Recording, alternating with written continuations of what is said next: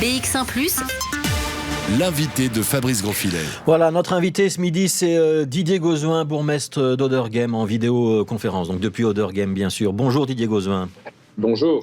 Est-ce que vous seriez d'accord avec nous pour dire qu'on a peut-être bien géré le pic pour les hôpitaux et qu'on a permis d'éviter la saturation des hôpitaux tels que l'ont connu les Italiens, mais qu'en revanche, on s'est un petit peu raté sur les maisons de repos? Je pense à l'honnêteté qu'on a quand même eu une erreur d'allumage au départ et on a quand même attendu pour prendre des mesures décisives le 13 mars. Et heureusement qu'on les a prises. En ce qui concerne les maisons de repos, c'est assez étonnant car depuis le début, on nous explique que le public cible, le plus fragilisé, ce sont les personnes âgées, voire très âgées. Et donc, de facto, il ne fallait pas être un grand savant pour se dire qu'il fallait dès le départ concentrer toute son attention sur les maisons de repos. Encore aujourd'hui, c'est la grande détresse dans les maisons de repos. On manque de personnel. Les tests, on commence à les faire, pas au rythme de 10 000 comme promis depuis une semaine, mais quelques milliers seulement. Il y a encore des listes d'attente. Il manque totalement de matériel. Il n'y a plus de blouse de protection. Et donc, c'est une grande détresse pour le personnel. Oui, vous dites tout ceci en ayant fait des vérifications sur le terrain. On dit quand même que ça s'améliore dans les maisons de repos, qu'il y a 1 million de masques qui ont été distribués en région bruxelloise et qu'il y a maintenant des possibilités de soutien médical qui sont offertes. C'est pas encore le cas, c'est pas encore vrai sur le terrain?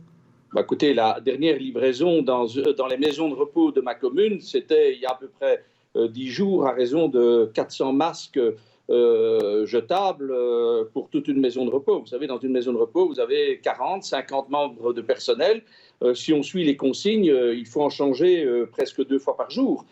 Donc, ce sont des apports, mais c'est rikiki par rapport aux besoins. Ne nous trompons pas, il y a là eu une défaillance, mais une défaillance généralisée au niveau de la Belgique en termes de stock stratégique, c'est incontestable. Ouais.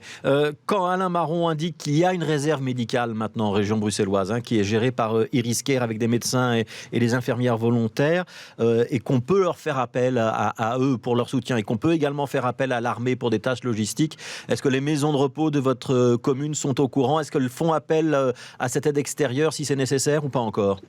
Je n'en sais rien. Il faut interroger individuellement toutes les structures privées. Dans la structure publique, touchons du bois, le problème ne se pose pas. Nous n'avons pas encore de cas de contamination, mais ne chantons pas victoire. Nous avons des gros problèmes d'absentéisme, c'est vrai. Mais ça aussi, c'était prévisible. Vous comprenez, le personnel, lui, il n'est pas confiné. Il va, il travaille, il prend des transports en commun, il rentre chez lui, ils vont faire des courses. Et donc, ils sont à risque, même sans le savoir, ils sont éventuellement porteurs de la maladie dans un milieu confiné. Oui, et donc il y a aussi un certain nombre de personnes qui sont simplement en quarantaine pour expliquer cet absentéisme.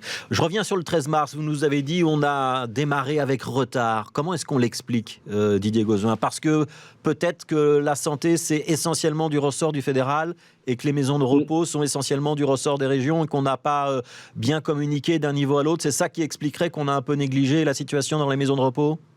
Non, je crois, et ça, ce n'est pas une critique spécifiquement belge, je crois qu'en Europe, on a sous-évalué le risque, on s'est concentré à force de longs papiers sur ce qui se passait en Chine, et puis on n'a pas véritablement pris la mesure. On a peut-être cru un peu légèrement qu'on allait pouvoir passer à travers, et quand on a eu les premiers cas, il faut bien reconnaître que ça a été dur à mettre en place les mesures que nous connaissons aujourd'hui. Souvenez-vous, au début de la crise, la ministre de la Santé publique nous disait que c'était une grippette, une dramataquine, on banalisait. Donc là, il y a eu une erreur d'appréciation et je pense que la ministre ne l'a pas fait comme cela. Elle répétait ce que, je crois, les services autour d'elle racontaient ou lui reportaient.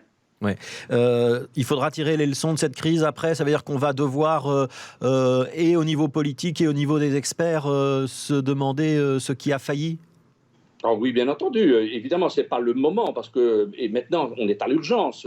Il faut véritablement maintenant prendre des mesures plus énergiques à l'égard des maisons de repos. Il faut que dans un objectif de quelques jours, les maisons de repos soient équipées de matériel, qu'on fasse massivement les tests pas seulement pour le personnel, mais pour les résidents. Il faut maintenant mettre la vitesse supérieure sur les maisons de repos, sinon on va connaître des catastrophes. Aujourd'hui, 40% des décès en Belgique sont en maison de repos. 40%. Ce sont les chiffres qui viennent d'être publiés par le centre de crise. Donc oui, il faudra rendre les comptes. Comment est-il possible qu'en Belgique, on n'ait pas de tests réactifs?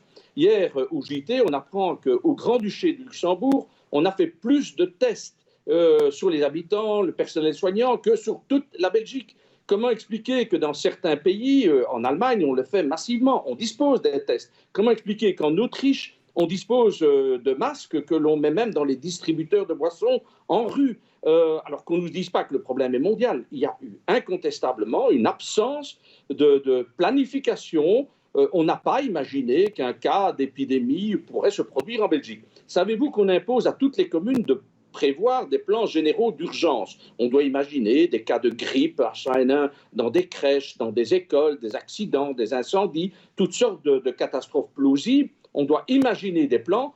Manifestement, au niveau fédéral, on n'a pas imaginé que nous pourrions être et subir une épidémie de ce type, alors qu'on a eu le SRAS, alors qu'on a eu H1N1. Qui est-ce qui est responsable, Didier Gauzuin? Qui est-ce qui est responsable de ça? Ça, c'est clair que c'est le niveau fédéral qui a failli. C'est lui qui a la coordination de crise, c'est lui qui doit dresser des plans généraux. Donc le gouvernement de Sophie Wilmès ou le gouvernement précédent, si je vous suis bien? Ça, c'est clair qu'ils n'ont pas pris la juste mesure. Moi, je voudrais bien qu'on rende public le plan général d'urgence qui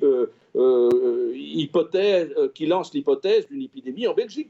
Je ne crois que ça n'a pas été fait. Ou si ça a été fait, que disait ce plan en termes de stock stratégique? Certains parlementaires ont mis la main dessus, effectivement. On y reviendra peut-être dans les prochains jours. Je voudrais qu'on s'intéresse à Other Games, ce qui se passe dans votre commune. Ça a fait l'objet de beaucoup de reportages et beaucoup d'articles dans les journaux. Transformer le centre ADEPS de la forêt de Soignes en morgue provisoire, c'était devenu une absolue nécessité pour vous?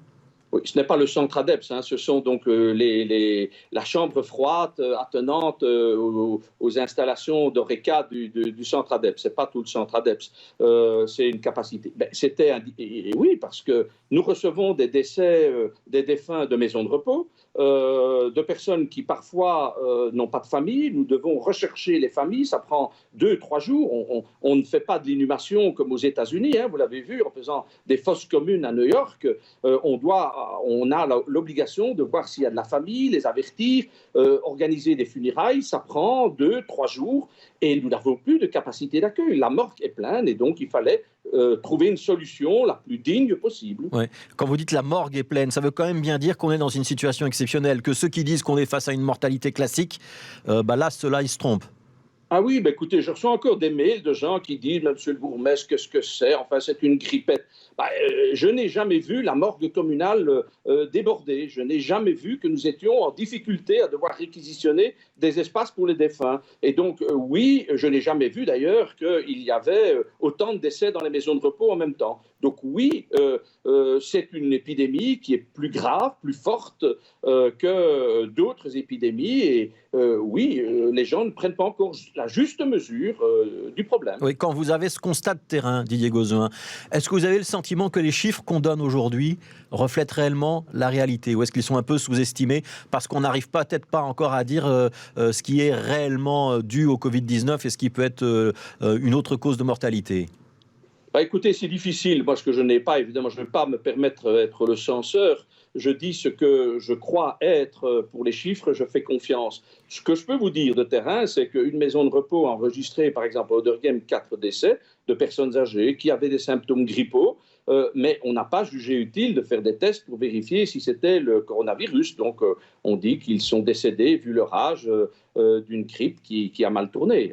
Mais est-ce que c'est le Covid-19 ?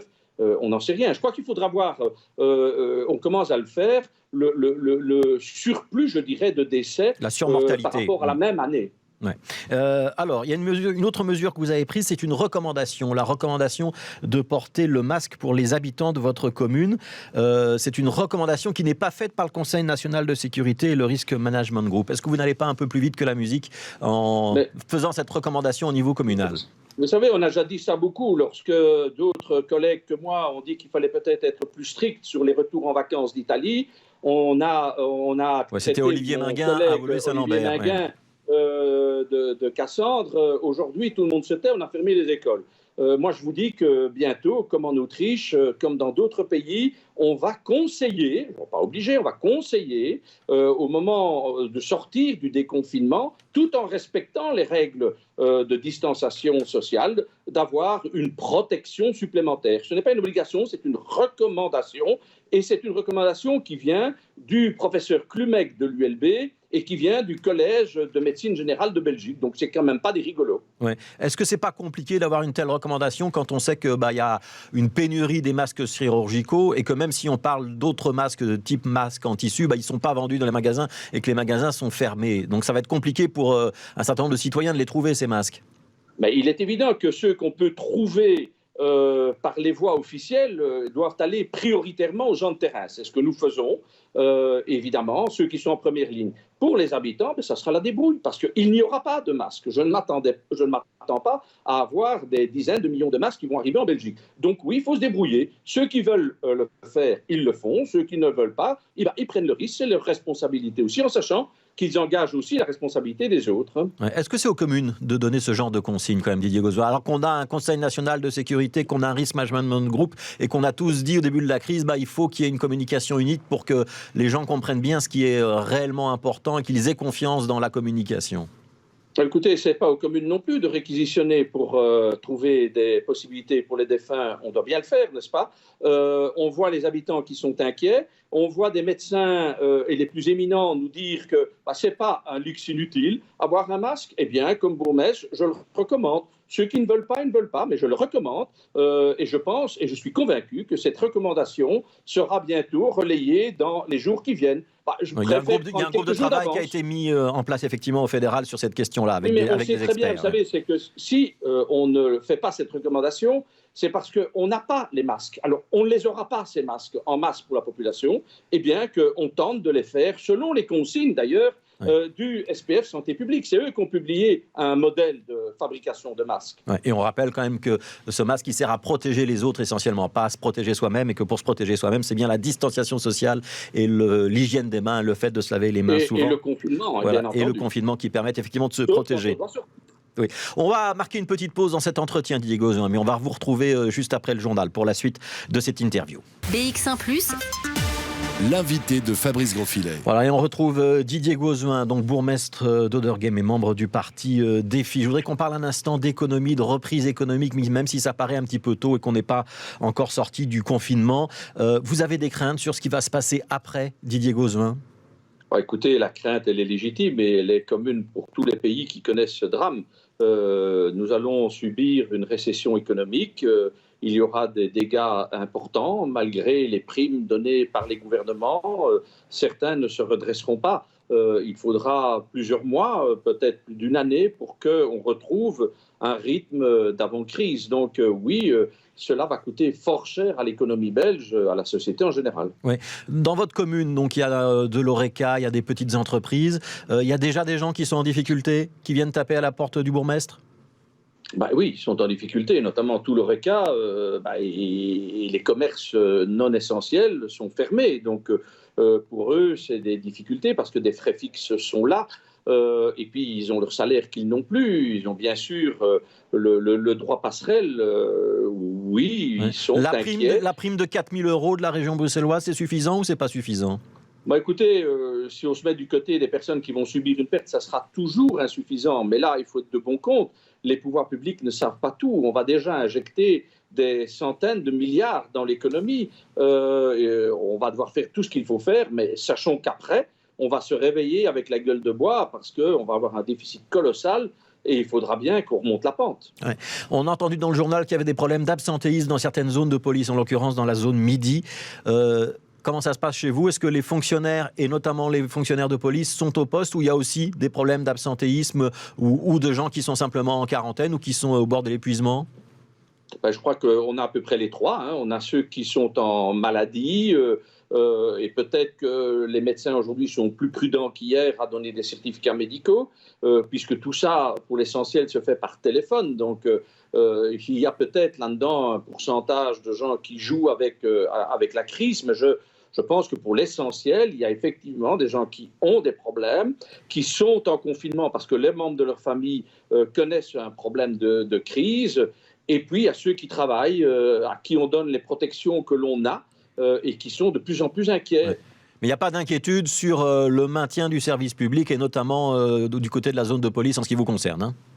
Pour l'instant, non, ni dans notre maison de repos. Et je dois dire saluer le courage. On a un taux d'absentéisme qui est remarquablement bas dans la maison de repos, qui est plus bas que dans l'administration, alors que le risque, c'est dans les maisons de repos qu'on court. Donc, c'est aussi une leçon à retenir. Alors, c'est un hasard du calendrier, mais au moment où la crise s'est déclenchée, vous auriez dû sortir un livre, Didier Gauzuin. Ça s'appelait « Le temps de l'indignation est dépassé ». Le sous-titre, c'était pour sortir de l'impasse néolibérale. Alors, on n'a évidemment pas parlé beaucoup de votre livre. Il n'a évidemment pas été beaucoup médiatisé ni distribué.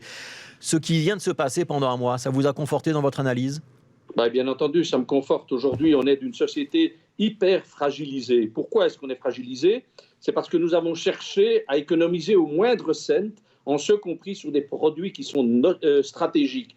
Donc c'est la course au profit néolibérale qui nous mène dans la situation d'impasse. Ouais. C'est cette logique-là qui a Quand fait... Georges-Louis Boucher dit non, c'est pas vrai, et ceux qui disent ça aujourd'hui sont les chantres de la décroissance, et on voit ce que ça donne la décroissance, et il faut qu'on continue dans le commerce mondial et dans les échanges et dans la production, parce que c'est ça qui va nous sauver. Mais moi, je ne prône pas la décroissance. Je prône que nous restions maîtres de production stratégique. Je prône un État qui est régulateur, un État qui est anticipateur. Monsieur Boucher peut expliquer ce qu'il veut, mais il faut reconnaître que nos gouvernements ont manqué d'anticipation en l'espèce. Et ça, c'est la marque d'un néolibéralisme où on veut faire des économies sur tout, et d'abord sur les services publics, et d'abord sur les soins de santé. 15 jours avant la crise, on parlait même de fermer des maternités. On parlait de limiter le nombre de médecins pour accéder à la profession. Tous ces débats-là sont un peu bien grotesques aujourd'hui. Oui, ça veut dire qu'on va devoir changer un petit peu notre manière de vivre dans les mois à venir? Mais on va devoir changer nos paradigmes économiques. On doit sortir du modèle néolibéral. C'est le thème de mon bouquin et il est illustré par cette crise, hélas, et je le regrette, mais incontestablement, nous sommes au bout d'une impasse. Les sociétés les plus néolibérales, comme les États-Unis ou la Grande-Bretagne, regardez ce qui se passe. Aux États-Unis, on crée des fosses communes. Les gens qui n'ont pas de moyens de survie ne passent même pas par l'hôpital parce qu'ils n'ont pas l'argent. Voilà la logique néolibérale dans laquelle on n'est évidemment pas encore, mais que d'aucuns louangent en trouvant que ce sont les bons économistes. Merci Didier Gauzuin d'avoir été notre invité sur BX1 ce midi. Donc Didier Gauzuin, bourgmestre d'Oderghem. Merci à vous.